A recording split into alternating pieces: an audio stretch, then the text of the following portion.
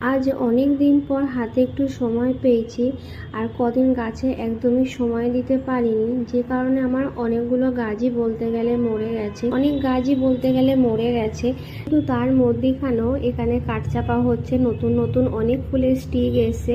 আর পুরো ছাদেই হচ্ছে বলতে গেলে গন্ধ ভরে গেছে। এই সময় যাদের বাড়িতে আছে তারা নিশ্চয়ই জানো যে এই সময় হচ্ছে কাঠচাপা ফুলের কত গন্ধ হয়, আর প্রচুর পরিমাণে ফুলও ফোটে। আর সামনেই তো বর্ষা, তো যে কারণে হচ্ছে এখন আরও ফুল ফুটবে। এখানে যে সমস্ত গাছগুলো মরে গেছে আমি হচ্ছে সেগুলোই আজ তুলে ফেলে দেবো, কারণ হচ্ছে এমন অনেক কটা গাছ আছে যেগুলোতে নতুন নতুন কুঁড়ি আসছে, ফল ধরবে। তো সেই গাছগুলো তো আমার যত্ন এখন দিতে হবে। এখানে হচ্ছে চন্দ্রমল্লিকা গাছটাও অনেক ছেটে দিচ্ছি, কিছু কিছু কুঁড়ি ফুটেছে আর কিছু কিছু কুঁড়ি একদমই বলতে গেলে নষ্ট হয়ে গেছে, যেগুলো ফোটেনি। অথচ এই ফুল গাছে এতটাই কুঁড়ি যে গাছের মাথা পুরো ভারী হয়ে গিয়ে ঝুলে গেছিল। আর ছাদের অবস্থা যা হয়ে আছে যেন মনে হচ্ছে বিশাল বড় ঝড় বৃষ্টি হয়েছে। তো যাই হোক, এখন ছাদটা পরিষ্কার করতে করতে এদিকে আমার সন্ধেও হয়ে গেছে।